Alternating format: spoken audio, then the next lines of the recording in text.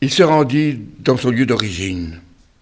Il enseignait les gens dans les synagogues de telle manière qu'ils étaient frappés d'étonnement et qu'ils disaient « D'où lui viennent cette sagesse et ces miracles? N'est-il pas le fils du charpentier? Sa mère ne s'appelle pas Marie, et ses frères Jacques, Jean, Joseph, Simon et Jude, et ses sœurs ne sont-elles pas parmi nous? Alors, d'où lui vient tout cela ?» Et ils étaient profondément choqués à son sujet. Jésus leur dit « Un prophète n'est méprisé que dans son pays et dans sa propre maison. Il ne fit pas beaucoup de miracles à cet endroit à cause de leur manque de foi. » C'était l'évangile de Jésus-Christ selon saint Matthieu. Cet événement a dû faire forte impression aux disciples, puisque Matthieu, Marc et Luc en font le récit. Ce qui les frappe tous les trois, c'est la surprise des habitants. Après tout, la rumeur avait dû les précéder. Les guérisons qu'opère Jésus, tout le monde en parle en Galilée, et les gens de Nazareth ne sont pas sourds. Les trois évangélistes pourtant les disent étonnés. Matthieu comme Marc ajoutent même qu'ils étaient profondément choqués par cet enseignement. Ce qu'ils disaient les émerveillait. C'est donc pas tant ce que Jésus disait qui les chiffonnait, mais qui il était. N'est-il pas le fils du charpentier?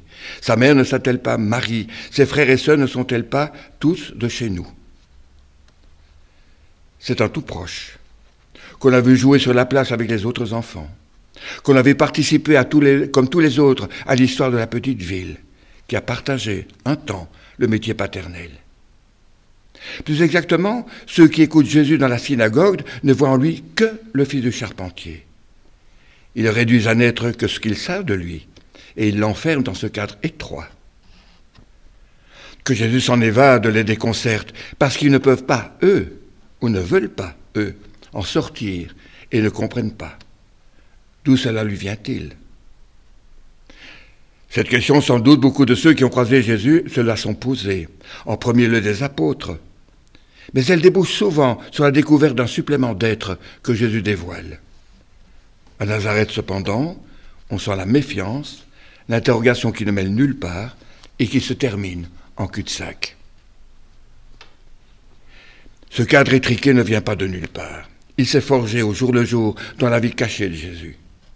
Que pouvait-on penser d'ailleurs de ce couple sans histoire de Marie et de Joseph?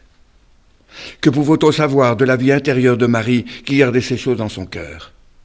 Ou du charpentier qui n'apprenait pas seulement à son fils à bien ajuster les pièces de bois pour que la charpente soit bien solide, mais aussi à être juste par rapport à la volonté de Dieu avant toute autre chose.